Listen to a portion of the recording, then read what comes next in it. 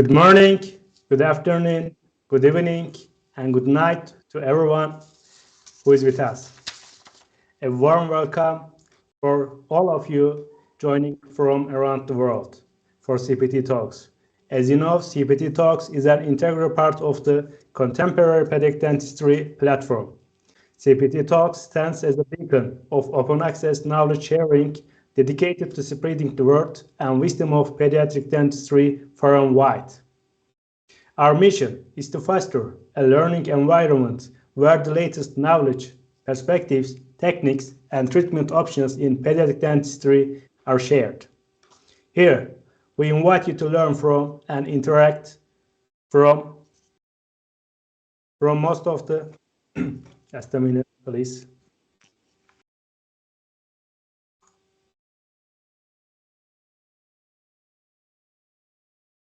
All right. Here, we invite you to learn from and interact with some of the highly prestigious and eminent figures in pediatric dentistry and concomitant disciplines. Let's embark on this journey of enlightenment together, enhancing our skills and understanding to better save the young smiles we are committed to caring for. So, welcome to the CPD Talks, where learning knows no bounds.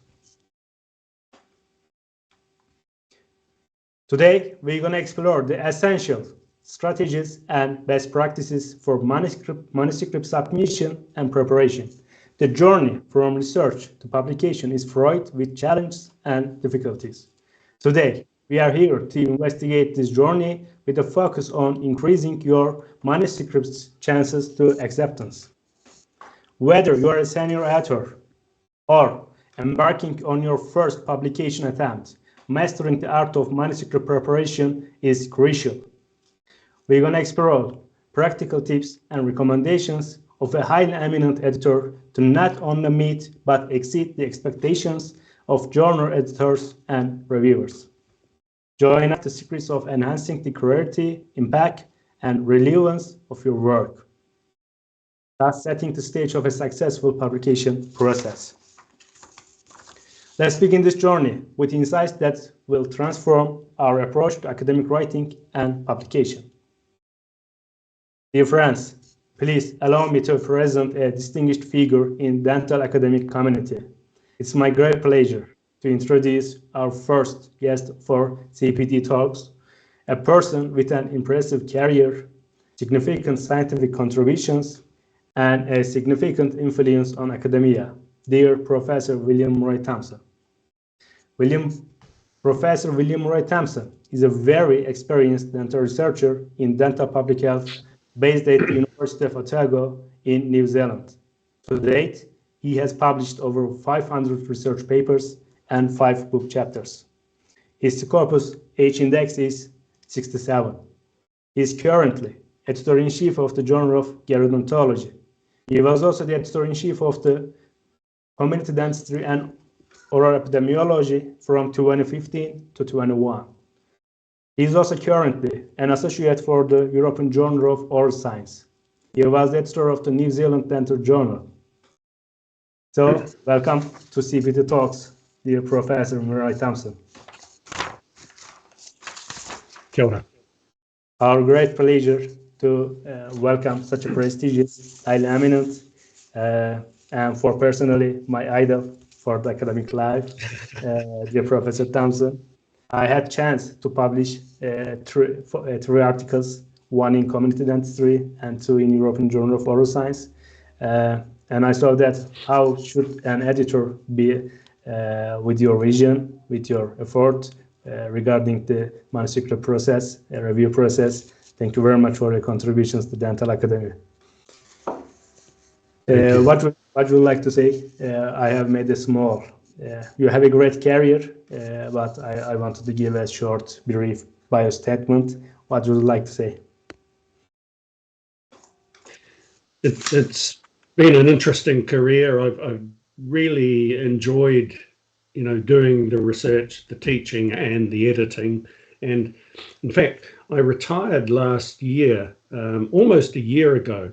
But I'm still working as an editor and I'm still doing research, and I'm still finishing off postgraduate students and that. And so it's an academic retirement where you never really retire. You just do other things and continue to do some of the same things, but you're not getting paid for it.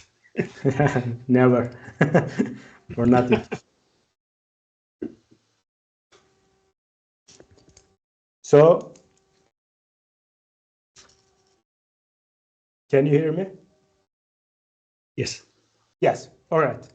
If you are ready, we can begin the questions. All right. Sure. All right. Dear colleagues, we are beginning the questions with dear Professor William Ray Thomson. So, for the first question, let's begin by exploring the essential strategies that authors should employ to refine their manuscripts, enhancing their prospects for acceptance by academic journals. So, here is the first question coming. What are your top recommendations for authors when preparing their manuscript to increase its chances of acceptance? Good question. I think primarily you've got to have some findings that are worth reporting. If you're just trying to publish a paper for the sake of publishing a paper, that tends not to be productive or to work out well. But if you have some findings that are interesting and will contribute to the literature in some way, and you can make the case that they do, then so much the better.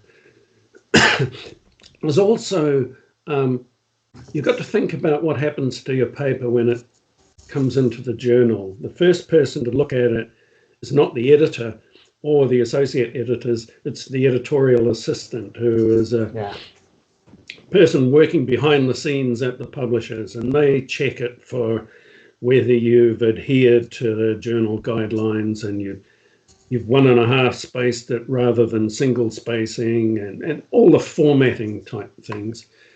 Once that's done, it then appears in the editor's inbox, and then the editor reads it and makes a decision based on his or her experience and knowledge of the field and of the journal as to whether or not it could be a useful contribution for the field and for the journal. And I would say 2/3 of papers don't get past that stage. It's funny with gerodontology. A lot of authors in the medical field don't actually realize that it's a dental journal. They think it's gerontology. And so we get a lot of papers that are on aspects of aging but have nothing to do with oral health. And so, of course, I write them a nice decision letter where I say, well, good research, good paper, but, it's out of our scope. So that's probably the most important thing. Make sure you're within the scope of the journal. And then once it does get assigned, so the editor then assigns it normally to an associate editor who then handles the review process. And for any journal that I've edited, I've also acted as an associate editor too. So you then select the reviewers and you send the paper out to review. It's crucial that the paper is easy to read, that it's an engaging read. Nobody wants a very, very dense paper that's, really dry, really turgid, doesn't engage the reader. So, just normal, generic writing skills are important. It's not to say we use flowery language and we are doing technical writing. So there's a particular style for technical writing that is kind of dry, but it also, it's evolved for a reason. And so you've also got to respect the conventions in terms of the structure of the paper. Now, you may have heard of the IMRAD structure, Introduction, Methods, Results, and Discussion. That is quite a rigid structure for a paper, excuse me, but it has evolved that way because it's the most efficient way of getting the information across. And the reviewers and the readers know exactly where to find the information they're looking for in the paper, because they know what should be in the various sections. So, adhere to the conventions and work within that structure, and you can't go too far wrong.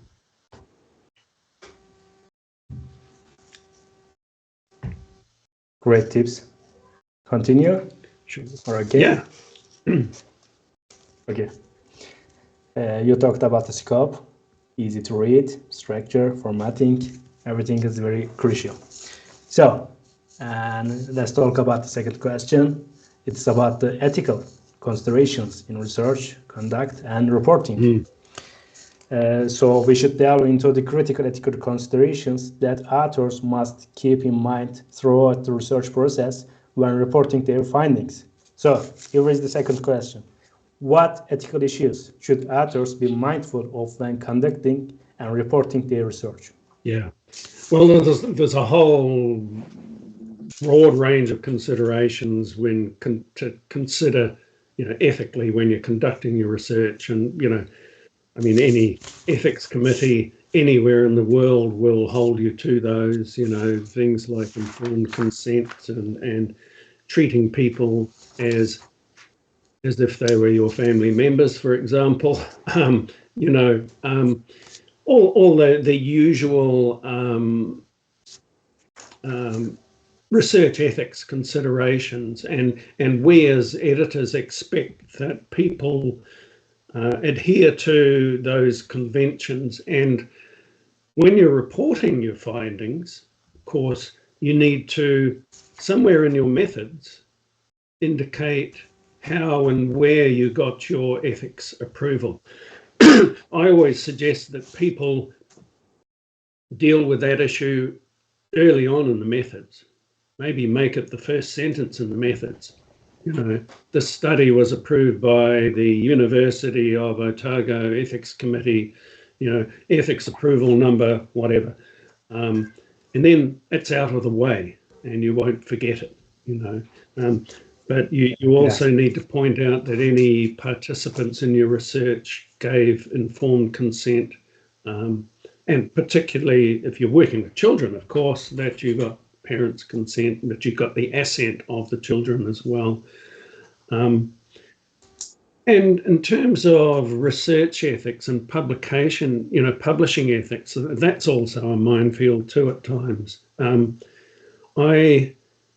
We at the journals, we require people to, in the submission process, to indicate, excuse me, that they haven't submitted the paper elsewhere at the same time. Sure. We've all been, we're all researchers. We've all been through the situation where you submit a paper to a journal, it eventually gets rejected, so you fix it, and then you submit it somewhere else. That's fine. That's serial submission, if you like, but parallel submission where I think, oh, I've got a nice paper here, I'll send it to the Journal of Dental Research and the Journal of Dentistry, and one of them should accept it. The problem there you have is, okay, if they both accept it, you've got a real problem, and it's a practical problem, but it's also an ethical problem. So, don't go there. Don't go there. Yeah. Also, another ethical issue is authorship. That people who are listed as authors on a paper should have made a substantial intellectual contribution. You don't just put your head of department on your paper because you think it might help your career. They used to do that quite a lot, and perhaps it's still done in some places, but certainly not in most of the world. And it's an ethical issue.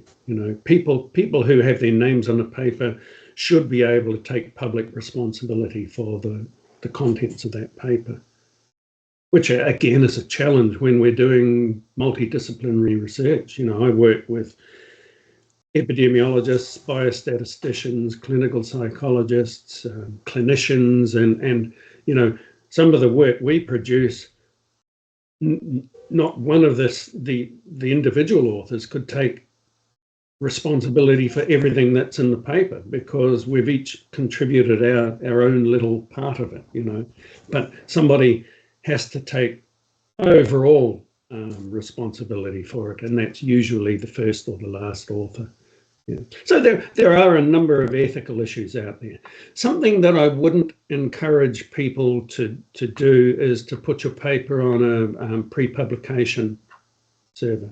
You do not suggest, right? Because one of the first things that the journal, when you submit it to a journal, will do is that they do a search to see what degree of overlap the paper has with the existing literature. And if you've put your paper already out there on one of these, pre-publication websites, that will count as the paper being out there, and you will have some explaining to do. I just wouldn't go there either. I never have, and I never will. Yeah. Do you have a blacklist for the authors who have made parallel submissions to different journals? So sorry, I didn't quite hear. Do you have a blacklist for the authors who have submitted parallel submissions? Not really, but I keep a little list in here of people with whom I haven't had particularly helpful interactions, or the people. That's another ethical issue. If you're not willing to put in some time as a reviewer for a journal, and every time they send you a manuscript to review, you turn it down, I think it's a bit unethical to then submit your work to that journal and expect it to be published or considered for publication, because someone else is going to have to review it. But you're not willing to do the reviewing for that journal. You know what I mean? And I keep a little list in here of those people too. It's only a small list. Thank you. Yes, thank you very much. So the next question is very important, and it takes attention by the audience. Guidance on selecting the appropriate journal. Selecting the right journal is a crucial step in publication process, as we know. So we should provide insights into how authors can identify the journal that best aligns with their manuscript's focus and scope. So here is the third question. What advice do you have for authors in selecting the appropriate journal for their manuscript?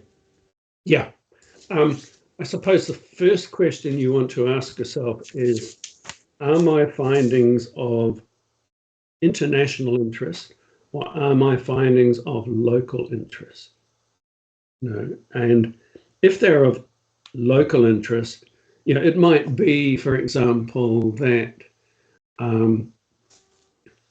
you're testing a new quality of life scale that someone else has developed in another country, and it's been validated and published, and those validation studies have been published internationally, and it's been validated in a number of countries. And then you want to validate it in your country so that it can be used in your country as, for example, say it's a child oral health related quality of life scale, and you're wanting to be able to use it with children who are treated in your institution, in your country. Now, the validation of that is probably not of international interest, other than for people to know that a Turkish version or a Serbian version or an Egyptian version exists, but it's really of local interest. So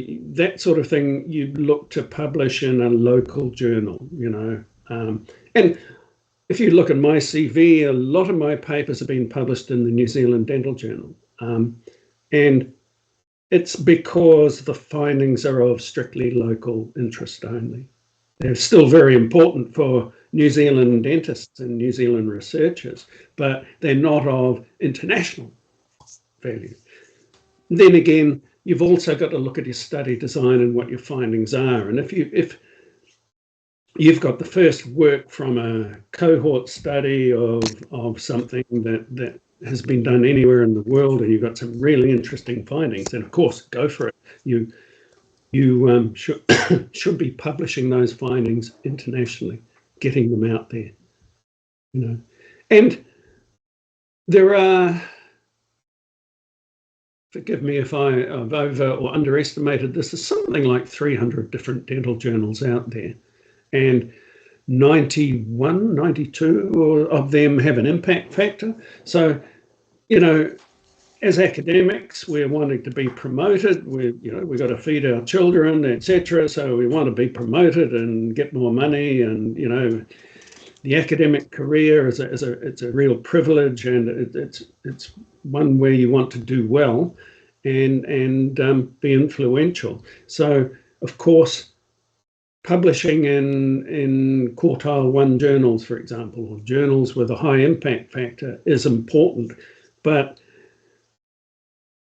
sort of choose carefully when you're going to submit to a top journal, because you've got to make sure that your findings are robust, interesting internationally, and relevant, and make a contribution to the literature that takes it forward.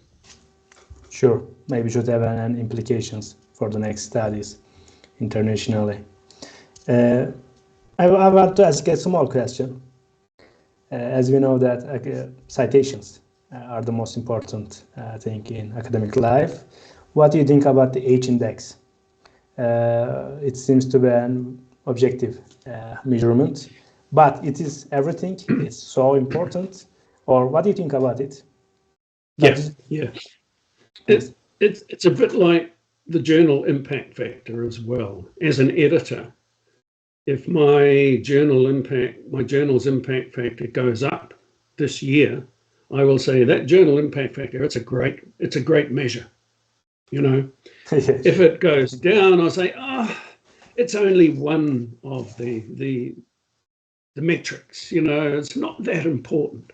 The same thing with the H-index. The longer you've been around, and some of us have been doing this for decades and decades, the more, and if you're an active researcher, the more research you will have done, and also the more time your papers have had to be out there and cited, So I think what they do, I've forgotten, is it the G-index or something, where they divide your H-index by the number of years in which you've been publishing. And so, and where a G-index, I think it's a G-index, is 2 or above, you're a pretty good researcher, in terms of your impact on the field. And that's like taking the H-index and just, refining it further and adjusting for longevity. Sure. Because clearly I'm old, silverback, no hair left, silver whiskers. I've been around for a long time. My H-index is going to be higher because of that, All right. Another small question related to this topic. For young researchers or for young colleagues, should they aim to be the first author or the corresponding author in their submitted manuscripts? What do you think about this issue? Yeah. First author is good if you're a young author, because it gets your name out there. So if it's red, brown, and yellow wrote this paper, it's always going to be red et al. When it's cited. So red's name gets more airtime, if you like. For your and nobody who reads your paper really cares whether you're a corresponding author or not, but promotion committees do. So if you've done all the work on a paper, or most of the work on a paper, and it's your baby, if you like, then it's a good idea to get the experience of being corresponding author as well, because then you lead in the interactions with the editor and with the reviewers, and that's a great experience, which you don't get if you're not corresponding author. you get it sort of second hand, if you like. Yeah. All right. Thank you very much. So another very important topics, the next question, the common reasons behind manuscript rejection. So let's examine the frequent pitfalls that lead to manuscript rejection, offering authors a clearer understanding of what to avoid. So here is the next question. What are the most common mistakes that authors make that lead to rejection, especially desk rejection, fast rejection? Great. Yeah, good question. And it's funny, I was reading a paper about that earlier this week by the wife of one of my old dental school colleagues from way back. And so Bridget Cool and her colleagues wrote an editorial for the Australia and New Zealand Journal of Public Health. And it was published in 2016, and it's in volume 40, and it's pages 3 and 4. And the editorial is titled "The 7 Deadly Sins of Rejected Papers." And I've got it here on my other screen, so forgive me for looking off to the side, but I'll read them out. So there are 7 of these. The first one is the topic's not relevant, or not important, And as we were saying earlier, it's about the importance of the topic for that journal, and the importance of selecting. If you've got striking new findings that are really important, select a high-up journal, select an international journal and get them out there. If they are of only local interest, of course, select that local journal. But it's got to make a relevant contribution to the literature and to knowledge in our field. The second one is an overall lack of focus. Now, I mentioned earlier the IMRAD structure and the fact that in technical writing, we're writing very precisely, not using flowery language, and, we're not writing, Dickens or novels or whatever. We're writing for a technical audience who want things bang, bang, bang, bang, but written well as well. So, and written well enough so that the author, the reader doesn't have to work hard to try and interpret what the paper is saying. It's not the reader's job to interpret what you're saying. It's your job as the author to make that really, really clear to the reader what you are saying. So the paper has to be focused and well written. The next one is an inappropriate or weak method section.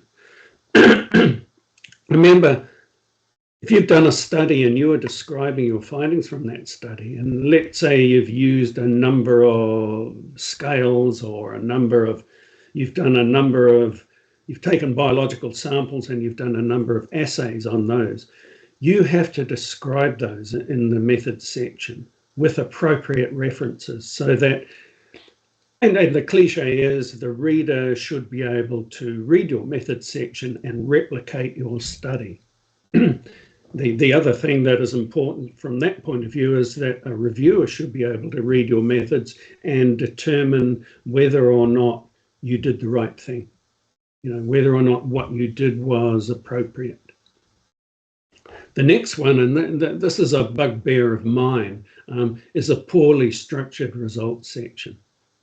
Most papers, certainly in my field, in dental epidemiology and public health, have maybe 4 or 5 tables. And the presentation of the results is based around the sequence of moving through those tables. And there are some things we can do to improve that, to make it understandable. And the first one is to have 1 paragraph of results text per table. Excuse me, I have hay fever. The second thing is to not repeat the table data in the results text. the readers will be able to see the table right beside the results text in the published paper. So if you're going to repeat the table data in that results text, that's going to make it very boring for them. So what you do instead is that you summarize your results for them and leave the reader to read the tables. You draw their attention to the important parts of the table. The other thing is to use appropriate language in describing your results. So if you have, you've done a cross-sectional study and you find, that there are differences, say scores are higher in a particular group than in another group, don't say that they're increased. They're not. They're greater or they're higher. You didn't see them increase. Only leave longitudinal language like increase and decrease for papers where you are describing longitudinal data, where you actually did observe an increase. Otherwise, it's higher or it's lower, greater or lower. Don't use the phrase compared to. So you say, oh, females, the score among females was increased compared to males. No, it wasn't. It was higher among females than males. The sort of using weird phrases like compared to really annoys editors and reviewers and probably readers.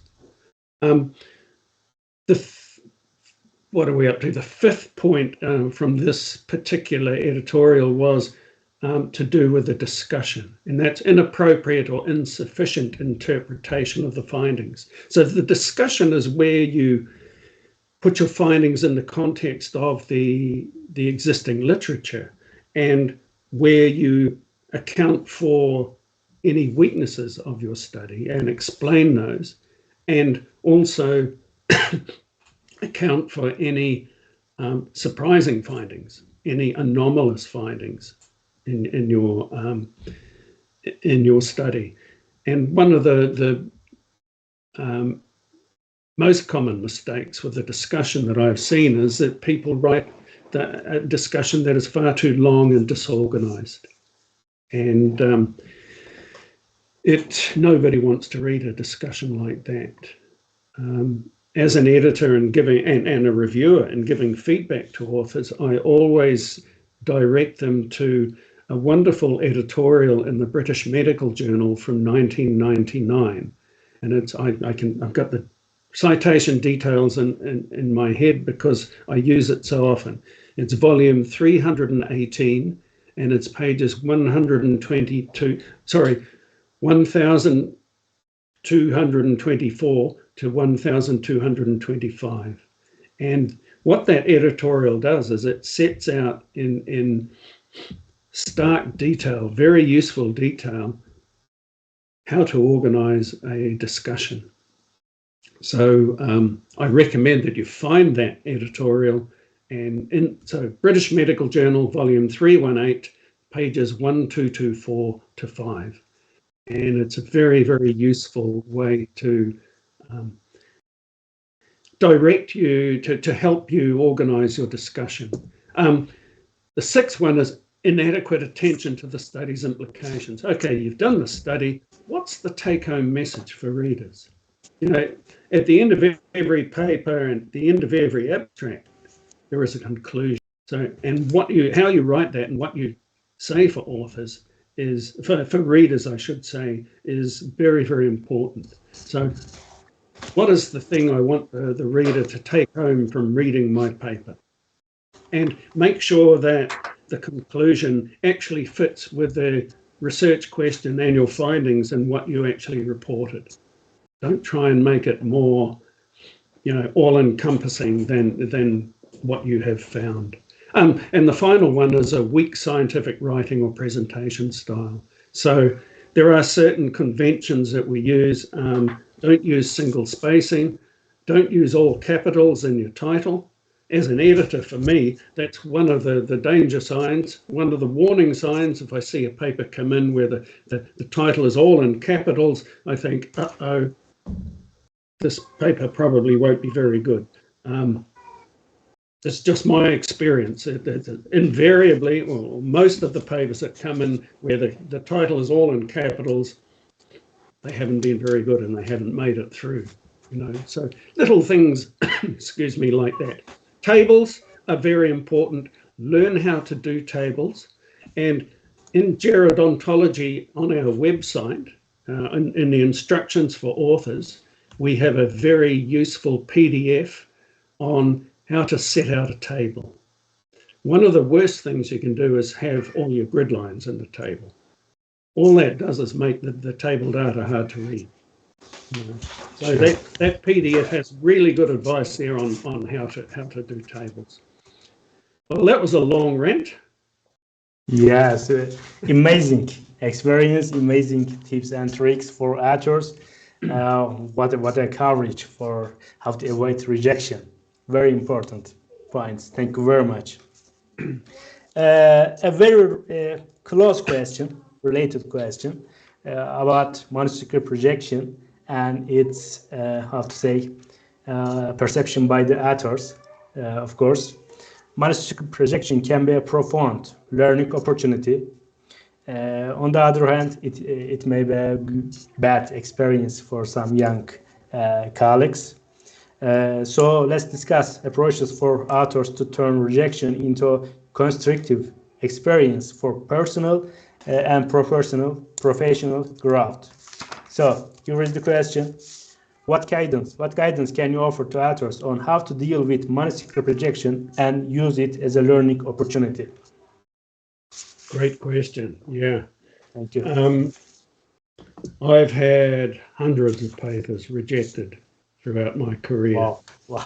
And Wow. I can tell you that it always hurts.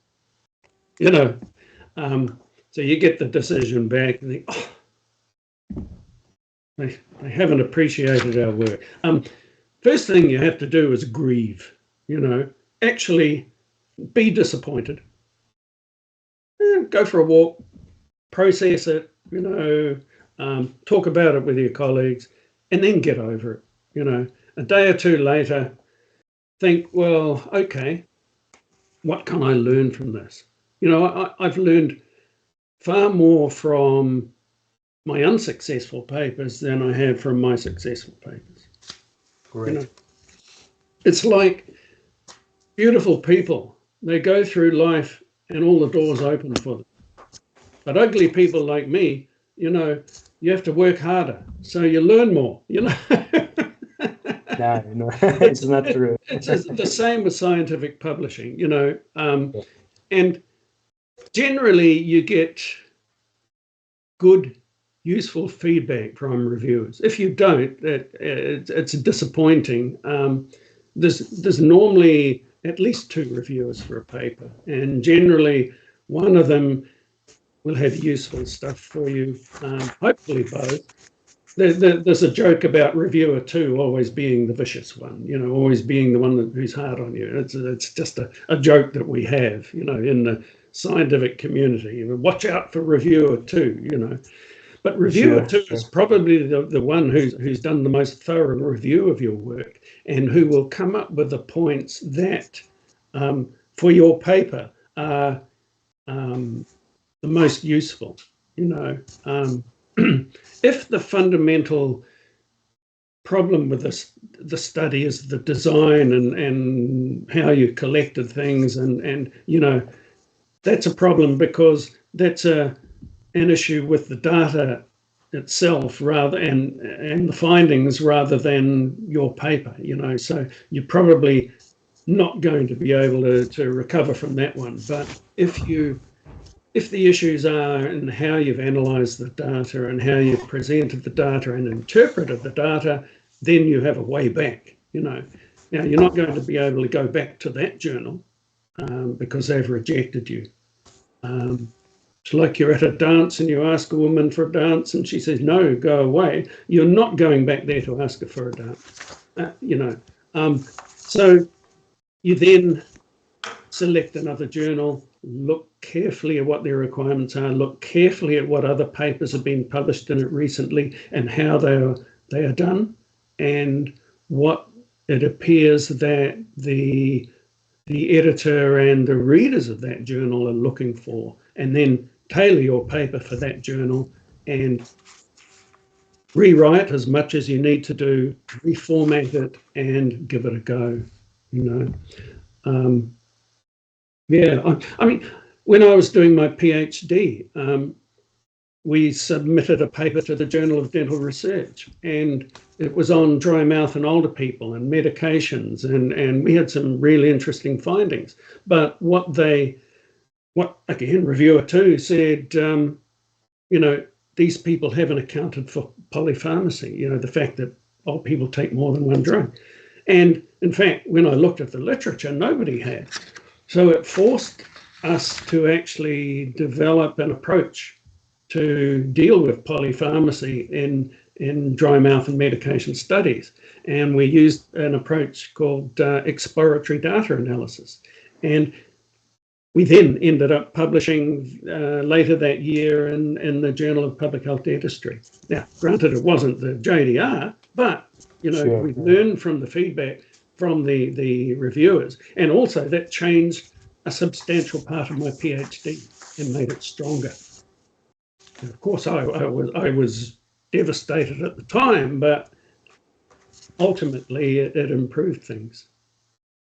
Yeah. Great. Thank you very much. Oh, another important issue, deciding on manuscript revision and resubmit or submitting another journal. So the decision to revise and resubmit a manuscript, whether to the same journal or another, involves a very careful consideration. So let's explore the factors that should influence this decision. So here is the question. How to decide whether deciding to revising and resubmitting their work either to the same journal or elsewhere? Depends, yeah. Now, if the journal has rejected your paper, you don't have the choice. Sure. You have to go to another journal. So that's easy.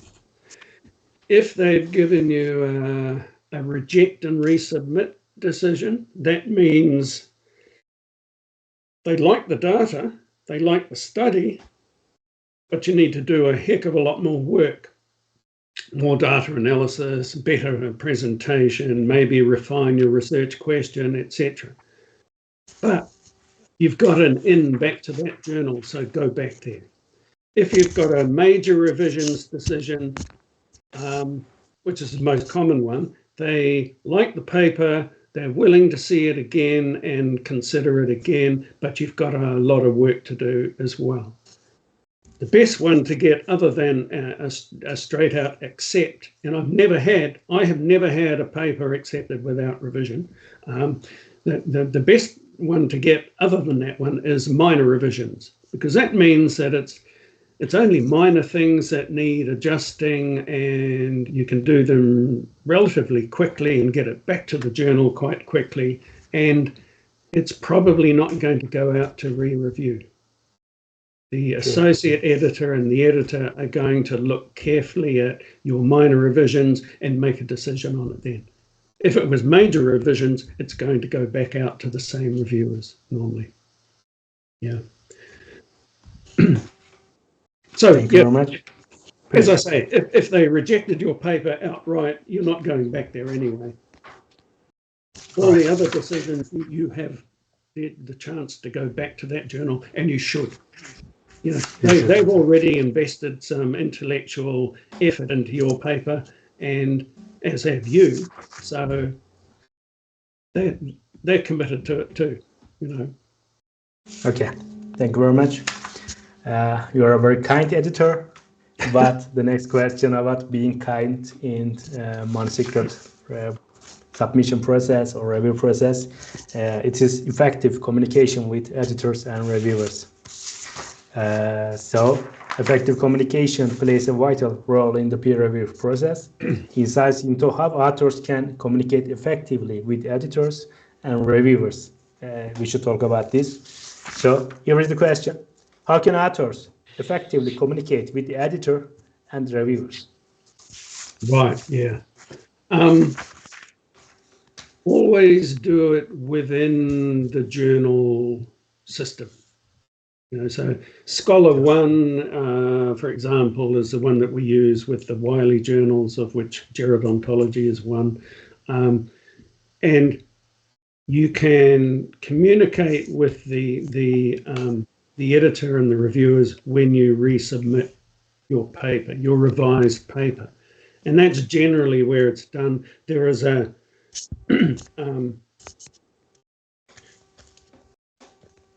part there where you can write directly to the editor when you resubmit. And in that you can, be quite informal if you like, bring up any concerns or any problems you had, or, challenges with the requirements or whatever. The most important part of the process is your response to reviewers document. Yeah. So, when I started writing papers, we didn't have the internet, really. So you sent off three hard copies of the paper in the post and waited for the decision to come back to you by post, and then you did everything in hard copy like that. And it took months and months, because the journals are overseas, Nowadays, it can be very, very quick. But one of the drawbacks of that quickness is that, you might not be as considered in your response as you might be if you have to take more time with it. But you get the decision and the review comments in an email. The first thing I do is copy the reviewer comments out of the email and put them into a Word document. Now, I like to work with 3 screens. I've got my little screen here on my Microsoft Surface. Then I have 2 screens here that I connect to when I'm working at my desk. So what I do is I have my paper on one of the screens that I'm revising, and I have my Word document with the review comments, which I save as my response to reviewers for that paper. I have that on the left-hand screen, and then I work through the review comments and I revise the paper as I'm going. And with every review comment that I deal with, I put in an author's response below it. And I tell the reviewer exactly what I did in response to their comments. And doing it this way ensures that I don't forget to deal with any of the comments. Because the principle is that you deal with every one of the review comments and you deal with them in a scientific manner. Now, you might think that the reviewer is an idiot and they have made a bad point, but you deal with it respectfully.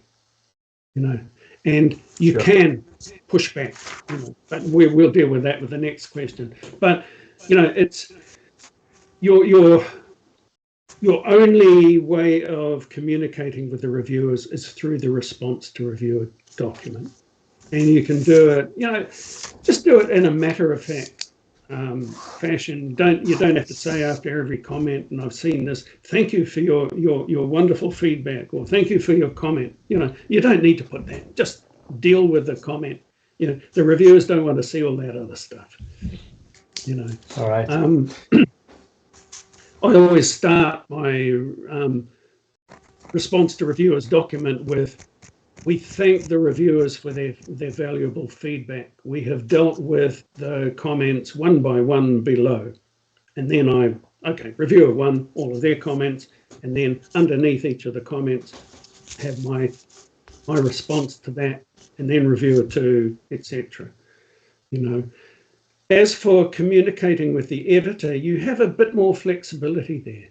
And I don't mind personally as an editor, say, if an author is wondering about progress with the review of their paper, if they email me directly at my academic address rather than through the journal, then I can get onto the journal website and look at where the holdup is.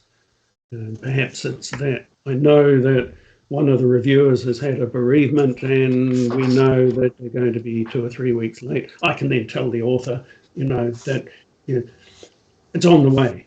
Or I might need to send a reminder email to a particular reviewer and say, hey, hurry up, the authors are getting restless. Sure. Yeah. The next question is related to this topic. Sometimes we get some very hard, very dull comments from reviewers with an inappropriate language or style, as you know. What should we do if we get such comments, or if we disagree with the reviewer's comments?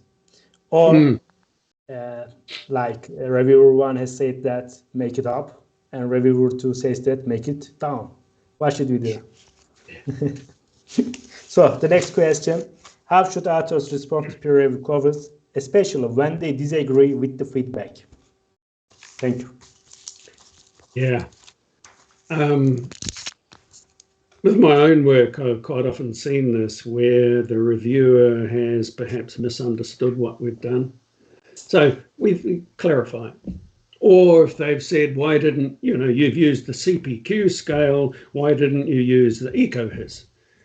And we say, well, we respond in a scientific manner rather than, you're an idiot, Don't do that. Don't alienate the reviewer. So any of our responses to the reviewers, even if we think they're really, really wrong, we just say, with all due respect, we'd like to point this out, and then point it. All of your responses should be based on the science rather than, emotion or resentment or whatever else. And if you can throw in a reference to support your assertion, your response, so much the better. And reviewers can back down or double down, depending. Now, the issue of where the reviewers contradict each other. So reviewer 1 says, more detail on this. Reviewer says too much detail on this. We need less detail. This is where you just say, well, you point that out. You say, well, in your response to reviewer 1, well, reviewer 2 has actually recommended that we do this. And then you say, we will leave that for the editor to make a call. Yeah. And so it doesn't become your decision, it becomes the editor's decision, and the editor can then direct you. Yeah. I had published a paper in the European Journal of Oral Science. It was the first time and the last time I saw an example. You were the editor, by the way. You had put a note on the reviewer 2's comments about like saying that editors' decision or thinking about this issue. It was about structuring the discussion. I know that how you like to structure the discussion. I did all the way as you wanted, but reviewer 2 wanted me to move the limitations to the end of the discussion. And in the decision letter, you had written that editor's decision on this point is with the author. Thank you very much for that comment. It was the first and the only one I saw in my academic career. Thank you very much for being a fair editor. Yeah. Well, that's where the editor has made a call, and you don't even have to really respond about that because the editor has come from on high and said, this is how it will be. Yeah. Right. It takes the responsibility off you as well. Sure. We always thank the reviewers, whatever they say. Thank you for your feedback. Thank you for your valuable comments. We are friends with the reviewers. Amazing tips, tricks. I did like the 3 screen. It's very useful. So the last 2 questions will be about general issues regarding publishing. So there's an increasing in the open access publishing, as you know. as authors, we do make research with funding or our money. We sent the paper for proofreading with our money. We sent to the journal, and finally, they do publish with money. What do you think about the open access publishing? Because the shift towards open access publishing offers numerous benefits and poses certain challenges. We should talk about this. And here is the question. What are the benefits and challenges of publishing in open access journals? Yeah, good question. Excuse me. Open access, I think, as a principle is great. You know, it's the democratization of research. It's not hiding research away behind paywalls. You know, research generally is being funded by the public through research grants, through, you know, whether it's been done through a research grant from a public body, or it's been done through, you know, the public funding my university to pay my salary. It's still paying me to do the research, you know. So we have a responsibility to make our research findings as widely available as possible. The publishing business, the scientific publishing business, is huge. You know, it's a big business. There's a lot of money to be made, and we all have, every day we are contacted by these dodgy journals. Most of mine go to my junk email, thankfully. But, you know, greetings, how are you doing? You know, we'd love to have your research in our little journal, and it'll only cost you this much, you know. And I don't know about you, but my background is Scottish. You know, my name, Murray Thomson, is Scottish, and the Scots are notoriously careful with their money, you see. So we Scots, we don't like spending money where we don't have to. And so I really don't like paying $2,500 to publish a paper, you know. It just goes against every fiber of my, and I'm a socialist, you know. I'm in dental public health, of course I'm a socialist, you know. So it's inimical to my own, you know, principles and my own ethos. So one thing that has happened in recent years is that the big publishers, Elsevier, Wiley, Taylor and Francis, Sage, they have, more and more of them are coming up with these agreements, and I've forgotten the exact name of the agreements, with consortia of universities, where the universities, instead of paying an annual subscription fee for each of the journals, they pay an overall fee to the publisher, and they get open access to all of those journals. And they also have, you know, my university, through its agreement with Wiley, enables me to publish my work open access in Wiley journals without paying for it. And those agreements are spreading further and further around the research world. So, and I think they also have, for less wealthy countries, there is also a graded scale for where you do have to pay a publication fee. Certain countries can pay less, but of course, it's still a heck of a lot of money for the people working in those countries. So it's still not, well, it's nowhere near perfect. I think it's probably moving in the right direction. But it's interesting that we as the authors do the work. We write the paper for free. We submit it to the journal. The editor of the journal normally gets an honorarium, which isn't much. You know, it's a pittance every year, which in no way covers the cost of their work. The associate editors might get an honorarium, most don't, and the reviewers don't get paid.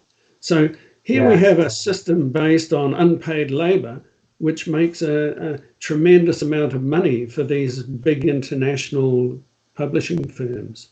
and we're the mugs who are supporting it. We authors, you know, and then they expect us to pay to publish our work.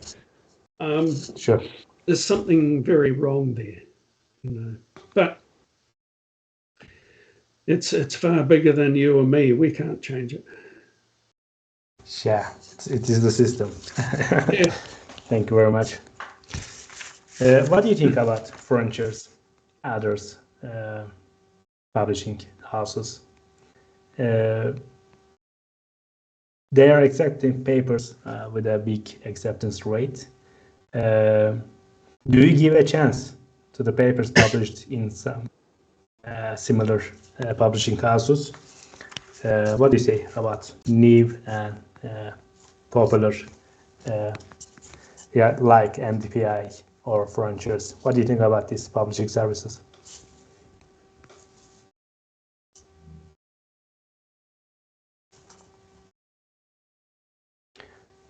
Cannot hear you. You have muted yourself, Professor. I'm sorry. You have muted yourself. I cannot hear you. All right. Sorry. Okay. Yeah. I have had papers go to journals like that, and it has cost me.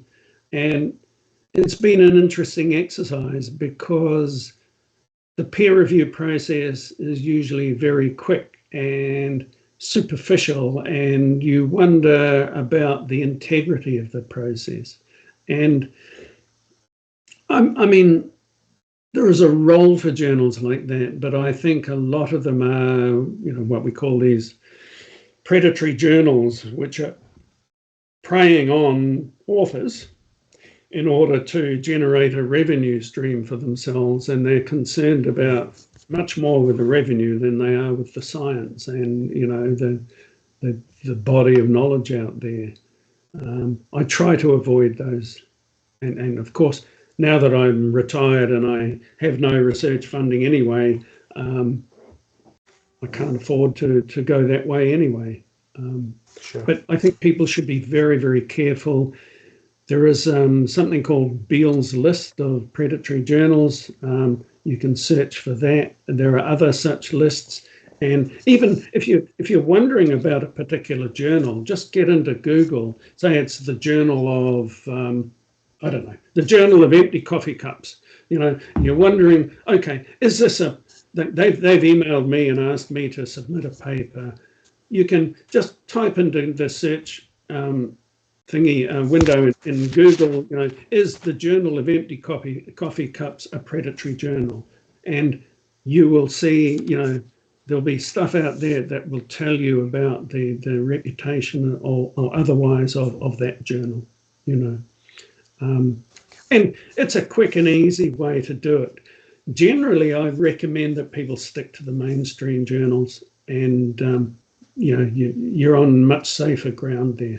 Particularly, you know, if you think about later on in your academic career when people are considering you for maybe promotion or whatever, and they're looking at where you've published and the impact of that work, it's so much easier to defend if it's in the conventional scientific literature, if you like. Thank you very much, editor. And the final main question is about a very popular topic. It's about the impact of artificial intelligence, AI, on scientific publishing. The role of AI, including tools like ChatGPT, in scientific publishing should be discussed. And we should highlight its potential as a beneficial tool or a complex challenge. So here is the question. Artificial intelligence and ChatGPT, double-edged sword for scientific publishing.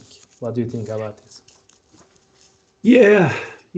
I'm a bit old-fashioned. I don't know a heck of a lot about ChatGPT and that. I've actually held back from investigating it because I don't want to dive down that rabbit hole, if you like.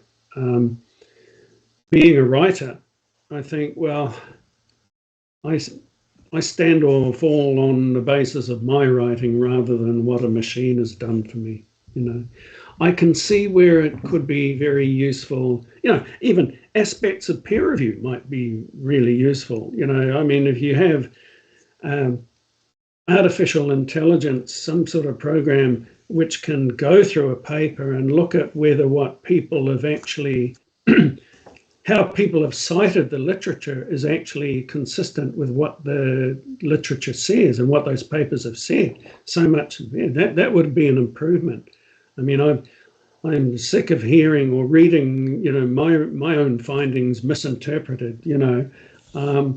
So that could be really useful, but I think it should only ever be a tool that we can use to help make our jobs easier. I don't think it, you know, as a scientist and a writer, you know, and all scientists are writers because we all have to report our findings. So as scientific writers, we should be looking to use our own intelligence in here, you know, to produce writing and, you know, things that we can automate. You know, I mean, everybody uses EndNote, for example. I don't, but most people do, and to do their referencing. And that's an example of where the job has been made easier by the technology, you know.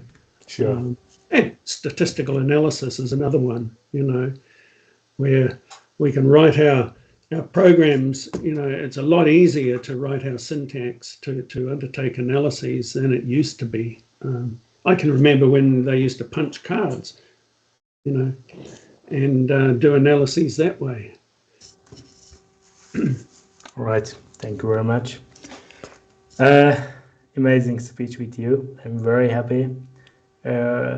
Some small questions. All right. Not big. Yeah, sure. There's a question. There's a question from Professor Fatih Nurhan from Turkey. Is it hard to ask editors about articles, and when you ask about the answer is rejection without a review? Do you believe that all editors are fair to all authors? Do editors or associate editors look the CV or Google Scholar page or Scopus page of submitting author or other authors? What do you think about this? No. I mean, the state. Well, I suppose if we can, the statement that all editors are fair to all authors, I think that clearly the answer to that is no, because for that to occur, everybody would have to be fair to everybody, you know. And I don't believe that's the case. Certainly, in my work as an editor, when a paper has come in, you know, I'm an editor because I'm experienced and I've been working in the field for a long time, and I know, you know, I went to 20 years of general session IADR meetings in a row. I haven't been to one for 5 years because of the pandemic and things, and now I don't have the funding to go. But I know the people, most of the people working out there in my field, so I don't have to look them up or anything.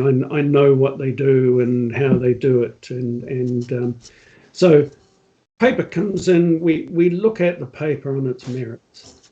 You know, does it make an original contribution? Is it well written? Does it conform to the conventions of scientific writing? Will this be potentially an interesting and useful read for the readers of our journal, and will it advance the field? And, you know, or is it another Me Too paper, you know? And there are plenty of Me Too papers. I had one when I was an associate editor at Gerard Oncology many years ago, where we'd actually got the paper through to, it was in the early view section of the website, you know, almost the last stage before it gets page numbers. So it's up there on the website in early view. And the authors of a previous paper some years before had spotted it and read it. And they realized that what had happened was that the authors of that paper, the new paper, had copied everything they'd done, even the data analyses, but they'd used their own data. They just changed the tables and things with the data in them. And so that paper actually ended up being withdrawn. And in fact, the publishers got in touch with their university and, informed them of it because it was an ethics breach.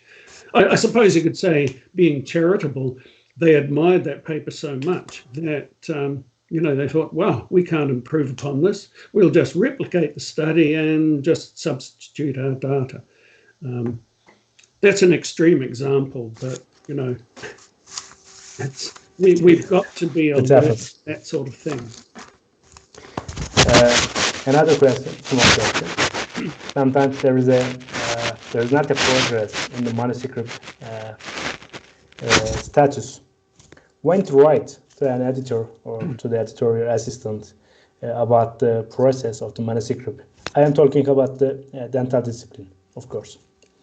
Sorry, there was some noise in the background. I missed the first few words. Could you repeat the first few words you said? If there is not a progress in the manuscript status, in Scholar 1, what should we do? What should authors wait? How long should they wait to ask a question to the editor about editor assistant? Yeah. I mean, we have a paper that we submitted 2 years ago. It's now in its third round of review, and each time it's happened, it's been really, really long. I won't name the journal, but I will never be submitting to that journal again. And I have contacted the editor several times. But if you haven't heard, say you submit your paper and you haven't heard within 2 to 3 months, it would be worth emailing the editor directly. And each paper has its own number. Like for gerodontology, we have something like GER OA23 and then the manuscript number. Use that manuscript number in the email, and that makes it easier for the editor to find the paper and to work out what's actually happened. Should we use the peer review system or directly? No. I would email the editor directly outside the system. Yeah. And then what I do as an editor is I then go into the system and I copy the email in as a note on the system so that there is a record of it there. It's just easier for you if you email the editor directly. Yeah. Professor, did you ever get a phone call, get a call from a friend to accept a paper? No. In this 20 years editor career? Never. No. Nobody has offered me anything, which is good. Right. Yeah. Yes, it's better. Yeah. Professor Thomson, let me check the questions. It seems all right. Thank you very much for sharing your valuable time. Dear colleagues, dear friends, it is very early now in New Zealand. Thank you very much for being here. Finally, there were approximately 600 items for this live talks. It's a very nice topic, and it is very nice to listen these tips, tricks from such a highly eminent, such an experienced editor like you. Thank you very much, not only for being here, but also being a wise man in dental academic community. I'm from Turkey. When I began my career like 10 years ago, I submitted my paper to Community Dentistry, and I saw your name, I saw your comments in the editor section. So I'm very, very happy to meet you. You were my idol in my academic career.